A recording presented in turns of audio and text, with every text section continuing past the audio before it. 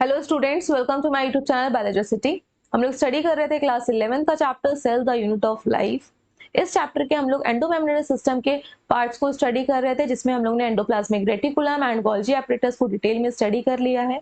क्योंकि last lecture हमारा ज्यादा लेंथी हो गया था, मोर देन 30 मिनट्स का था, इसलिए हम लोगों ने दो पार्ट्स को जो कि एंडोमेम्ब्रेनस सिस्टम के पार्ट हैं, लाइसोसोम एंड वैक्यूल, उनको छोड़ दिया था। आज के इस लेक्चर में हम उन्हीं को ही स्टडी करेंगे। एंड जिन्होंने अभी तक वो लेक्चर्स नहीं देखे, आप चैनल की प्लेलिस्ट में जाकर देख सकते हैं। प्लेलिस्ट का नाम है क्लास 12। इस प्लेलिस्ट में आपको क्लास 12 के चैप्टर्स के ही वीडियोस मिलेंगे, एज वेल एज इस वीडियो की डिस्क्रिप्शन बॉक्स में भी उन लेक्चर्स का लिंक दिया गया है। एंड जिन्होंने अभी तक चैनल सब्सक्राइब नहीं किया है, प्लीज सब्सक्राइब कर लीजिए, जिससे कि जो भी अपकमिंग वीडियो अपलोड होगा उसका आपको टाइम टू टाइम नोटिफिकेशन मिल जाएगा। टॉपिक को स्टार्ट करने से पहले एक बार हम लोग एंडोमेम्ब्रेनस सिस्टम को रिवाइज कर लेते हैं कि क्या है एंडोमेम्ब्रेनस सिस्टम। सी, यूकैरियोटिक सेल में बहुत सारे सेल के पार्ट्स प्रेजेंट होते हैं जो फंक्शन करते हैं, उनको हम क्या बोलते हैं? Cell organelle. Cell organelle. अब वो सेल ऑर्गेनेल्स जिनका फंक्शन कोऑर्डिनेटेड है, क्या कोऑर्डिनेटेड है? फंक्शन। ठीक है, फंक्शन कोऑर्डिनेटेड है, उनकी मेम्ब्रेन कोऑर्डिनेशन में काम करेंगी, मेम्ब्रेन इंटरकनेक्टेड है, तो उनको हम लोग किसमें कंसीडर करते हैं? एंडोमेम्ब्रेनस सिस्टम में। We consider them as endomembranes system. और जिनका आपका फंक्शन कोऑर्डिनेटेड नहीं, भाई सेल के अंदर पार्ट्स तो हैं, प्रेजेंट हैं, डायरेक्टली वो अपना प्रोडक्ट बनाएंगे, सेल के दूसरी जगह पे यूज हो रहा हो, लेकिन कोऑर्डिनेशन इंटरकनेक्टेड नहीं उनका फंक्शन, वो आपका पार्ट होते हैं नॉन एंडोमेम्ब्रेनस सिस्टम। तो देख लेते हैं क्या लिखा है यहाँ पे। Endomembranes system is functionally interconnected system of different membrane. Different membrane जो आपकी सस्पेंडेड ना साइटोप्लाज्म में, उनका इंटरकनेक्शन है। तो जब वो इंटरकनेक्टेड होंगी तो उनका फंक्शन भी आपका कोऑर्डिनेटेड होगा, लिंक्ड होगा। तो इसमें आपके 4 सेल ऑर्गेनल्स आ रहे हैं, कौन कौन से हैं देखिए। Endoplasmic reticulum already last video में डिस्कस किया, गोल्जी कॉम्प्लेक्स डिस्कस कर चुके हैं। आज हम लोग लाइसोसोम एंड वैक्यूल को स्टडी करेंगे। एंड जिनका फंक्शन आपका इंटरडिपेंडेंट नहीं, कोऑर्डिनेटेड नहीं, हाँ पहले वो फंक्शन करेगी फिर उसके बाद ये होगा, ऐसा नहीं है, वो इंडिपेंडेंटली काम कर रहे हैं, उनका प्रोडक्ट कहीं और पे आके यूज हो रहा है, तो वो नॉन एंडोमेम्ब्रेनस सिस्टम का पार्ट है। Like mitochondria non endomembranes system का पार्ट है। यहाँ पे लिखा है माइटोकॉन्ड्रिया हो गया, क्लोरोप्लास्ट हो गया, पेरोक्सिसोम्स हो गया। फैट के मेटाबॉलिज्म में पेरोक्सिसोम काम करते हैं, फैट से रिलेटेड जो रिएक्शंस हो रही होती है। तो हम लोग आज स्टार्ट करते हैं लाइसोसोम को। What is lysosome? See, eukaryotic cell को बना लेते हैं, एनिमल सेल के स्ट्रक्चर को ही ड्रॉ करेंगे। Here it is a animal cell. इस एनिमल सेल को मैंने थोड़ा सा 3D में बना दिया। इसमें क्या प्रेजेंट है? न्यूक्लियस। न्यूक्लियस तो सब में बनाएंगे, कंट्रोलिंग सेंटर न्यूक्लियस ही है, तो न्यूक्लियस तो सब में बनेगा। इसके अंदर डीएनए। अब न्यूक्लियस से स्टार्ट होती है किसकी मेम्ब्रेन? एंडोप्लाज्मिक रेटिकुलम की। ये प्रोडक्ट बनाएगा, दो टाइप का था, रफ और स्मूथ। रफ प्रोटीन में, स्मूथ लिपिड में। फिर नीचे की साइड वहीं पे एंडोप्लाज्मिक रेटिकुलम के पास ही एक और स्ट्रक्चर प्रेजेंट होता है, जिसका नाम है गोल्जी एपरेटस। इस तरह से इसकी सिस और कॉनकेव साइड थी। ठीक, ट्रांस एंड मैच्योरिंग फेज था, forming phase and trans phase था, दैट मींस। अब प्रोडक्ट कहां से आ रहा था? प्रोडक्ट आ कहां से रहा था? ईआर से, एंडोप्लाज्मिक रेटिकुलम से। मॉडिफाई होने के लिए कहां जा रहा था? गोल्जी के पास। जब आपके बहुत सारे प्रोटीन जो कि डाइजेशन का काम करें और गोल्जी उनको एक पैकेट लाइक स्ट्रक्चर में पैक कर दे, ठीक है, मेम्ब्रेन में बाउंड कर दे। किसको बाउंड कर रहे हैं? प्रोटीन्स हैं वो, और वो प्रोटीन्स किसका काम करते हैं? डाइजेशन का। डाइजेस्ट करेंगे लिपिड को, कार्बोहाइड्रेट को, अदर प्रोटीन को, डाइजेशन का काम कर रहे हैं। और ये गोल्जी क्या करे? उसको एक पैकेट के अंदर, एक मेम्ब्रेन के अंदर सबको पैक कर दे। ठीक है, तो इस स्ट्रक्चर को हम लोग क्या बोलते हैं? लाइसोसोम। तो लाइसोसोम आपकी वेसिकल है, स्मॉल पैकेट लाइक स्ट्रक्चर है, जिसके अंदर डाइजेस्टिव एंजाइम प्रेजेंट है। ठीक है, और वो एसिडिक पीएच पे ही काम करते हैं। किस पीएच पे काम करेंगे? Works only acidic pH. अगर न्यूट्रल पीएच होगी या फिर आपका मोर देन 7 पीएच होगी, तब उसके एंजाइम काम ही नहीं करेंगे। एंजाइम को काम करने के लिए पर्टिकुलर पीएच की रिक्वायरमेंट होती है। एसिडिक पीएच में काम करेंगे, तो ये आपका लाइसोसोम है। यहाँ पे इसकी डेफिनेशन देख लीजिए। Membrane bound vascular structure. Vascular मतलब राउंड स्ट्रक्चर है, बैग लाइक स्ट्रक्चर है। आउटर कवरिंग को क्या बोलते हैं हम लोग? मेम्ब्रेन। किससे बन रही है? जो पैकेजिंग कौन कर रहा है? पैकेजिंग कौन कर रहा है? Golgi apparatus. यहाँ पे हमने देखा ना, पैकेजिंग करके गोल्जी से ही तो निकली है। प्रोटीन प्रोडक्ट किससे बन के आए? ईआर से। ईआर से आपके मॉडिफाई होने आए गोल्जी के पास। देखिए ये सिस्टम था, ईआर से मॉडिफाई होने कहाँ पे आए? गोल्जी के पास। गोल्जी ने पैक करके एक वेसिकल में कर दिया। अब ये जो आइसोलेटेड अलग हो गई, ये वेसिकल क्या हो गई? अलग हो गई ना। ये जो वेसिकल थी, अलग कलर से मैं अब हाईलाइट कर दी, ये जो वेसिकल थी ये अलग हो गई, तो आइसोलेट हो गई है। तो isolate vesicles have been found very rich in almost all type of hydrolytic enzyme. Hydro मतलब वाटर को यूज करके, भाई हाइड्रो वर्ड का मतलब क्या होता है, वाटर। तो वाटर की हेल्प से, वाटर को इंसर्ट करके या वाटर को ऐड ऑन करके वहां पे वो ब्रेक डाउन कर रहे हैं सब्सटेंसेस को, तो इनको हम क्या बोल रहे हैं, hydrolytic enzyme. We call them as hydrolytic enzyme. Like hydrolases बोल सकते हो, पानी को यूज करके आप सब्सटेंसेस को डाइजेस्ट करो, ब्रेक करो। इसमें कौन कौन से हैं, लिपिड को ब्रेक करने वाला लाइपेजेस, प्रोटीन को ब्रेक करने वाले प्रोटीएजेस, कार्बोहाइड्रेट को ब्रेक करने वाले कार्बोहाइड्रेट्स। और ये किस पीएच पे काम करते हैं, एसिडिक पीएच पे। ये आपको मस्ट है याद रखना। ये जो एंजाइम है ये किसको किसको डाइजेस्ट कर सकते हैं, भाई जब एंजाइम आपके ऐसे हैं, लाइपेजेस हैं, प्रोटीएजेस हैं, कार्बोहाइड्रेट्स हैं, तो ये कार्बोहाइड्रेट को, प्रोटीन को, लिपिड को और न्यूक्लिक एसिड को ही तो डाइजेस्ट करेंगे। अब इनको क्या बोलते हैं हम, सुसाइडल बैग भी बोलते हैं। Why we call them as a suicidal bag, see यहाँ पे इसी डायग्राम से देखिएगा, सुसाइडल बैग क्यों बोल रहे हैं। अगर ये सेल किसी वजह से क्या हो जाए, फंक्शन ना करे सही से, प्रॉपर फंक्शन ना करे, ठीक है, या फिर डैमेज हो जाए, तो अब इस सेल का क्या काम है, ना रहे, डिस्ट्रॉय हो जाए, पूरी तरह से डाइजेस्ट हो जाए। डैमेज सेल या फंक्शन सेल में अंदर गड़बड़ी हो जाती है, तो जो ये लाइसोसोम है यहीं पे बर्स्ट हो जाएगी, इसके एंजाइम इसी साइटोप्लाज्म में रिलीज हो जाएंगे और लगभग लगभग डैमेज सेल में उसको एसिडिक एनवायरनमेंट भी बाहर मिल जाएगा, तो ये बर्स्ट हो गया। ये पूरे जो भी लाइसोसोम थे पूरी सेल के अंदर रिलीज हो गया। अब ये एंजाइम क्या करेंगे, पूरी सेल को ही डाइजेस्ट कर जाएंगे।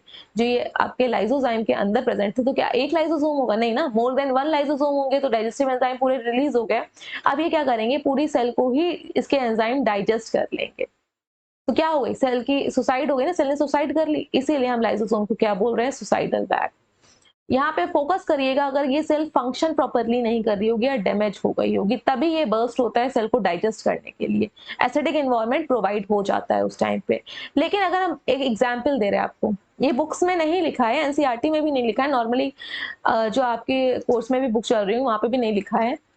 अगर हम बात करते हैं नॉर्मल सेल की, नॉर्मल सेल अगर सही सेल होगी तो क्या उसमें लाइसोसोम बर्स्ट होगा, अगर सब कुछ सही से फंक्शन हो रहा होगा तो कोई गड़बड़ ही नहीं है ना।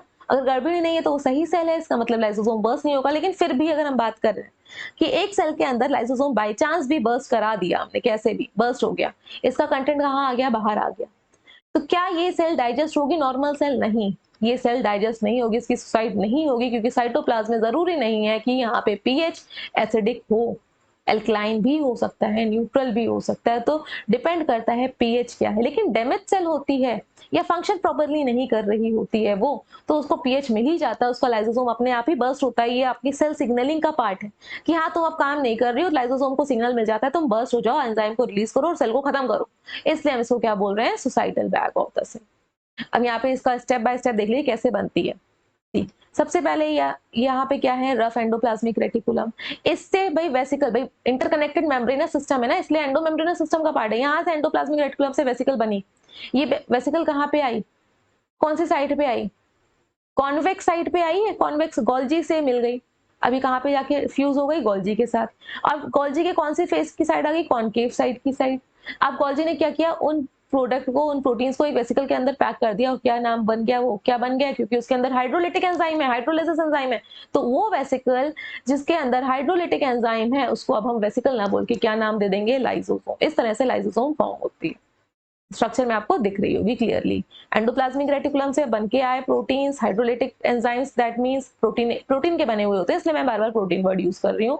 और फिर गोल्जी ने उसको पैक कर दिया, सबको एक साथ पैक कर दिया कि स्ट्रक्चर के अंदर ये लाइसोसोम हो गया। नेक्स्ट जो एंडोमेम्ब्रेनस सिस्टम का पार्ट है, जो कि मोस्टली आपका प्लांट सेल में प्रेजेंट होती है, कुछ आपके लोअर ऑर्गेनिज्म एनिमल और लोअर एनिमल्स में प्रेजेंट होती है, नॉर्मली हमारी सेल्स में वो स्ट्रक्चर नहीं प्रेजेंट है, इट इज वैक्यूल। तो वैक्यूल को स्टडी कर लेते हैं। तो यहाँ पे हम लोग प्लांट सेल को ही कंसीडर करके चलेंगे। प्लांट सेल का स्ट्रक्चर पहले ड्रॉ करते हैं। आउटर मोस्ट स्ट्रक्चर क्या होता है प्लांट सेल में, सेल वॉल। ड्रॉ कर लेते हैं सेल वॉल, सेल वॉल, ठीक। इसके बाद क्या प्रेजेंट होती है इसमें, सेल मेम्ब्रेन, उसको भी ड्रॉ कर लेते हैं, सेल मेम्ब्रेन, ठीक है, चिपकी हुई तो होगी इससे।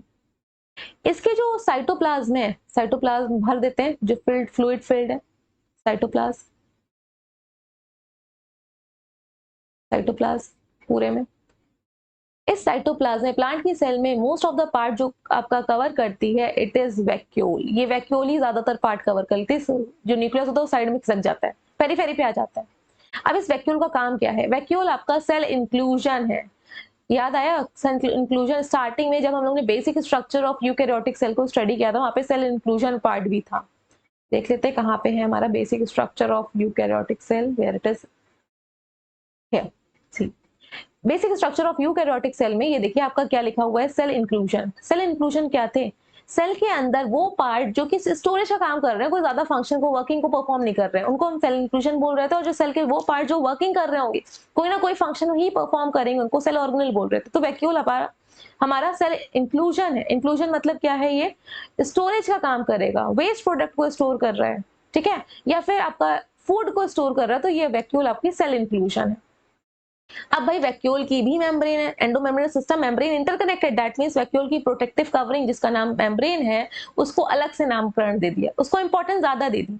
तो वैक्यूल की जो मेम्ब्रेन होती है उसका नाम रख दिया टोनोप्लास्ट।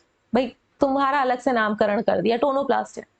इस वैक्यूल का काम क्या हो गया? स्टोरेज करना, वेस्ट प्रोडक्ट भी और साथ ही साथ फूड भी स्टोर होगा। तो ये क्या करेगा? सेल की ऑस्मोलैरिटी को मेंटेन करेगा, कंसंट्रेशन को। भाई सेल के अंदर एकदम से पानी चारों तरफ से ना भर जाए, फट ना जाए सेल, बर्स्ट ना हो जाए। वैसे सेल वॉल है, रिजिड स्ट्रक्चर है, बर्स्ट नहीं होती, लेकिन फिर भी प्रिकॉशन के लिए। या फिर भाई सेल के अंदर का कंसंट्रेशन इतना कम हो गया कि बाहर का कंसंट्रेशन जो सॉल्यूशन में प्रेजेंट वो ज्यादा, तो सेल से पानी बाहर ना चला जाए। बाहर चला जाएगा तो सेल क्या हो जाएगी? श्रिंक कर जाएगी। अगर पानी बाहर चला गया तो इसको अपने शेप में मेंटेन करने का काम कौन कर रहा है? वैक्यूल करती है। ठीक, तो ये वैक्यूल हमने प्लांट सेल को स्टडी किया है। इतने पार्ट को पहले हम डिस्कस कर लेते हैं, फिर हम लोग जो एनिमल्स में या लोअर कैटेगरी के सिंगल सेल ऑर्गेनिज्म में प्रेजेंट होती है, लोअर कैटेगरी के ऑर्गेनिज्म में अगर हम बात करते हैं, प्रोटोजोन में, अमीबा में, तो वहां पे किस टाइप की वैक्यूल है। पहले हम प्लांट सेल की वैक्यूल को यहाँ पे पॉइंट टू पॉइंट डिस्कस कर लेते हैं। Membrane bound space found in cytoplasm, इसकी जो मेम्ब्रेन होती है, जो इसकी कवरिंग है, इसको हमने अलग मेम्ब्रेन तो बोलते ही है, लेकिन नामकरण कर दिया, इसका टोनोप्लास्ट बोल दिया। देखिए यहाँ पे स्ट्रक्चर प्रेजेंट है। ये जो ब्लू वाला पार्ट है ना, ये ब्लू वाला पार्ट, ये पूरे आपकी वैक्यूल है, ठीक है। इसकी जो मेम्ब्रेन है, इसको क्या नाम दे रहे हैं हम लोग? टोनोप्लास्ट। टोनोप्लास्ट। नेक्स्ट पॉइंट क्या दे रखा है? It contains water. भाई वाटर भरा ही होगा इसमें, इट कंटेन्स वाटर, तो इसके अंदर वाटर भरा होगा। ब्लू कलर से ही शेड कर देते हैं, ब्लू के ऊपर ब्लू, वाटर भरा हुआ होगा। नेक्स्ट पॉइंट क्या है? इसके अंदर जो भरा हुआ है उसको सैप बोलते हैं। इसके अंदर एक्सक्रीटरी प्रोडक्ट मतलब वेस्ट प्रोडक्ट भी है। भाई प्लांट की सेल को ये थोड़ी ना है कि उसको वॉशरूम जाना है, वेस्ट प्रोडक्ट को यूरिन के फॉर्म में निकालना, नहीं, सेल के अंदर ही भाई एक्सक्रीटरी प्रोडक्ट उसी वैक्यूल के अंदर ही स्टोर रहता है। साथ ही साथ यूजफुल प्रोडक्ट भी उसी वैक्यूल के अंदर है, सैप में ही है। इसलिए वैक्यूल के अंदर जो भरा हुआ होता है उसको हम क्या बोलते हैं? Cell sap. Cell sap plant की वैक्यूल में। प्लांट सेल का जो वैक्यूल होता है लार्ज होता है। आपको यहाँ पे स्ट्रक्चर दिख ही रहा होगा कितना बड़ा सा। ज्यादा स्पेस किसने कवर कर रही है? वैक्यूल ने ही कवर कर रही है। लेकिन ये मैच्योर प्लांट सेल की बात कर रहे हैं। यंग प्लांट सेल में बहुत छोटी होती है, न्यूक्लियस ज्यादा बड़ा होता है। जो प्लास्ट है, टोनोप्लास्ट क्या है? वैक्यूल की मेम्ब्रेन है ना, वैक्यूल की कवरिंग का नाम रख रखा है। ये बताएगी सेल के अंदर को किस चीज को आना है। Transport of a number of ions and other material against the concentration gradient in the vacuole. ये बताएगी कि इस वैक्यूल के अंदर कौन सी चीजें अंदर जाएंगी और कौन सी चीजें बाहर जाएंगी। ये तो मेम्ब्रेन का फंक्शन ही है, सिलेक्टिवली परमेबल होती है। कवरिंग इसीलिए तो है कि गाइड करेगी या अलाउ करेगी, हाँ तुम अंदर जाओ तुम ना जाओ। तो ये क्या कर रही है? टोनोप्लास्ट अलाउ कर रही है आयंस को या फिर मटेरियल्स को कि किस साइड में सेल के साइटोप्लाज्म में जाना चाहिए, वैक्यूल में जाना चाहिए, या सेल के बाहर भी जाना चाहिए। पूरे कंसंट्रेशन को मेंटेन कर रही है। नेक्स्ट हम लोग पढ़ते हैं अमीबा में। अमीबा क्या है? अमीबा यूनिसेलुलर ऑर्गेनिज्म है। Here it is written, it is a unicellular organism. और ये कैसा है? सिंगल सेल का तो है, लेकिन ये क्या है? बैक्टीरिया नहीं, यूनिसेलुलर है। बैक्टीरिया में तो न्यूक्लियस ही नहीं प्रेजेंट है, वो प्रोकैरियोटिक सेल। तो यूनिसेलुलर के ऑर्गेनिज्म है जो जिसके पास जो सेल टाइप है वो यूकैरियोटिक है। दैट मींस न्यूक्लियस प्रेजेंट है। भूले तो नहीं ना प्रोकैरियोटिक सेल यूकैरियोटिक सेल को? प्रोकैरियोटिक सेल में क्या था? न्यूक्लियस नहीं प्रेजेंट था, नेकेड डीएनए प्रेजेंट था। यूकैरियोटिक सेल में न्यूक्लियस प्रेजेंट था। तो ये यूनिसेलुलर तो है, लेकिन सेल टाइप कैसा है? यूकैरियोटिक। अगर प्रोकैरियोटिक होता तो क्या होते? बैक्टीरिया। तो ये अमीबा की बात है। अब इसमें कॉन्ट्रेक्टाइल वैक्यूल प्रेजेंट होती है ना। What is contractile vacuole? Contractile vacuole को बना लेते हैं, देखिए यहाँ पे कॉन्ट्रेक्टाइल वैक्यूल को यहाँ पे ड्रॉ कर लेते हैं। पहले अमीबा के स्ट्रक्चर को बनाते हैं। Suppose here it is amoeba, भाई कोई भी प्रॉपर शेप होता ही नहीं है इसका। इसमें क्या प्रेजेंट होता है, न्यूक्लियस और साइटोप्लाज्म तो होगा ही, सेल है तो उसके अंदर साइटोप्लाज्म तो होगा ही। साइटोप्लाज्म को हम पहले ही ड्रॉ कर दें, फिल कर दें इसमें, ठीक है, लिक्विड जो फ्लूइड प्रेजेंट होता है मेम्ब्रेन के बाद। अब इसके कंट्रोलिंग सेंटर क्या है, न्यूक्लियस है, न्यूक्लियस बना दिया। अब अमीबा क्योंकि सिंगल सेल का है, इसके जो अंदर साइटोप्लाज्म है उसके कंसंट्रेशन को कैसे मेंटेन करेंगे। सपोज आसपास में पूरे में पानी भरा हुआ है, अगर पानी होगा और साइटोप्लाज्म कंसंट्रेटेड है तो पानी अपने आप अंदर जाएगा। अगर हम आपने टेबल पे नमक खुला छोड़ दिया तो अपने आप मॉइस्चर ले लेता है क्योंकि वो नमक कंसंट्रेटेड है। सेम जो साइटोप्लाज्म है कंसंट्रेटेड है, पानी अपने आप अंदर जाएगा। तो एक टाइम तो ऐसा आएगा कि पानी इतना चला जाएगा ये अमीबा बर्स्ट कर जाएगा, नहीं। इसके अंदर छोटी सी वैक्यूल फॉर्म होती है, तो डीएनए है, न्यूक्लियस है, इसके अंदर एक छोटी सी वैक्यूल फॉर्म कर होगी। अब ये वैक्यूल क्या करेगी, एक्सेस ऑफ वाटर या वेस्टफुल सब्सटेंस को कलेक्ट करती चली जाएगी, पूरे में मूव करेगी। और पूरे में जैसे जैसे अमीबा मूव करेगा ये साइटोप्लाज्म मूव करता है, धीरे धीरे साइटोप्लाज्म मूव करता है, एक जगह भरा हुआ नहीं रहता कि आप मूव नहीं करेगा। साइटोप्लाज्म मूव करता है, उसको हम साइटोप्लाज्मिक स्ट्रीमिंग बोलते हैं। और धीरे धीरे साइज में बड़ी हो जाएगी, कलेक्ट कर लेगी एक्सेस ऑफ वाटर को, जो भी आपकी एक्स्ट्रा चीजें होंगी। तो कॉन्ट्रैक्ट होके बड़ी हो रही है ना, कॉन्ट्रैक्ट होके ये बड़ी हो रही है, इसलिए कंट्रक्टाइल वैक्यूल बोला। अब इसका होगा क्या, वैक्यूल ये भाई बाहर मेम्ब्रेन के साथ फ्यूज कर जाएगी और सारा का सारा कंटेंट फिर से अमीबा के बाहर चला जाएगा। ये प्रोसेस बार बार रिपीट होता चला जाएगा। देखिए ये आपकी अमीबा की मेम्ब्रेन थी, इसमें पीछे की साइड, जैसे अगर अमीबा इस साइड मूव कर रहा है तो ये पीछे की साइड मोस्टली आगे मूव करेगा, कॉन्ट्रैक्टाइल वैक्यूल पीछे की साइड फ्यूज कर जाती है मेम्ब्रेन के साथ। तो ये कॉन्ट्रैक्टाइल वैक्यूल फ्यूज कर गई। अब सारा कंटेंट तो बाहर आ गया, अंदर वाला जो कंसंट्रेशन था साइटोप्लाज्म का वो मेंटेन रहा। तो इस ये कॉन्ट्रैक्टाइल वैक्यूल अमीबा में प्रेजेंट होती है। आई होप ये समझ में आ गया। कॉन्ट्रैक्ट होके बल एक्स्ट्रा चीजों को कलेक्ट करके वो क्या करती है, फिर से बाहर फ्यूज हो जाती है मेम्ब्रेन के साथ, उन चीजों को बाहर निकाल देती है। फिर जितनी बार ये आगे रहेगा, सर्वाइव करेगा, ये प्रोसेस कंटिन्यू रहता है। तो उसमें ये एक तरह से एक्सक्रीशन का प्रोसेस है।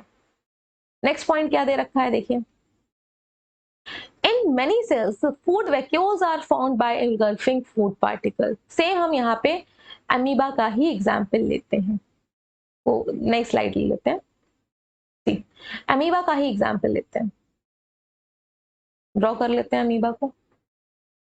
अमीबा, अब ये अमीबा जहां पे प्रेजेंट है तो बाहर भी तो कोई ना कोई मीडियम होगा, ऐसे ड्राई स्पेस पे थोड़ी ना प्रेजेंट होगा। तो बाहर हमने इसको शेड कर दिया ब्लू कलर से, जहाँ पे वाटर है, गंदा पानी है या कोई भी चीज है, ठीक है, फूड पार्टिकल्स प्रेजेंट है, कुछ भी। इसमें आपकी बाहर चीजें भी सस्पेंडेड रहती है, भाई पानी होता है, गंदगी तो होती ही है, सस्पेंडेड कर दी। ये खाना है अमीबा का, ठीक। और अमीबा के अंदर जो भरा हुआ होगा सेल के अंदर वो साइटोप्लाज्म है, ये साइटोप्लाज्म बना दिया। अमीबा को कंट्रोल कौन करेगा, भाई इसका कंट्रोलिंग सेंटर न्यूक्लियस तो बनाएंगे, मस्ट है न्यूक्लियस, इसके अंदर डीएनए। अब ये अमीबा आगे को मूव कर रहा है तो ये फूड पार्टिकल क्या होगी, कांटेक्ट में आएगी। अब जो अमीबा की वॉल है ना वो धस जाएगी। कैसे धसेगी, इस तरह से, इस तरह से। ये सूडोपोडिया हो गए और फूड इस गैप के अंदर आ जाएगा धीरे से, जैसे जैसे ये आगे को मूव करेगी अमीबा की सेल, ये फूड यहाँ पे आ गया। और बाद में क्या होगी, ये दोनों ही मेम्ब्रेन, ये और ये वाली, ये दोनों मेम्ब्रेन फ्यूज कर जाएंगी, तो आपस में फ्यूज कर गई। और जो ये फूड पार्टिकल था अंदर क्या आ जाएगा, वैक्यूल के अंदर आ जाएगा, एक पैकेट के अंदर आ जाएगा। साइटोप्लाज्म ये रहा और इसके अंदर आ गया, इसी के अंदर ही, इसी वैक्यूल के अंदर ही इसका डाइजेशन होगा। तो वैक्यूल को हम दूसरे कलर से यहाँ पे हाईलाइट कर दे रहे हैं, ये इसके अंदर यहाँ पे डाइजेशन हो जाएगा। तो इसी को ही हम क्या बोलते हैं, food vacuole, food vacuole. Example यहाँ पे हम ले लेते हैं लाइक बैलून। अगर बैलून को देखो, आप बैलून को एक साइड से था ये फिस्ट से अपनी कंप्रेस करो, ये बैलून है, आप इस बैलून को एक साइड से कंप्रेस कर रहे हो तो हाथ अंदर चला जाएगा, बैलून की कवरिंग चारों तरफ से इसको ढक लेगी ना। सेम यहाँ पे इस फूड पार्टिकल के साथ भी होता है, ये जो मेम्ब्रेन है वो आगे को चली जाती है, फूड पार्टिकल अंदर आ जाता है वैक्यूल के अंदर, मेम्ब्रेन के अंदर, साइटोप्लाज्म में नहीं है। तो ये जो वैक्यूल बनी है उसको हम फूड वैक्यूल बोलते हैं। ये आपकी, ये भी लोअर ऑर्गेनिज्म में, अमीबा लाइक ऑर्गेनिज्म में ही बनती है।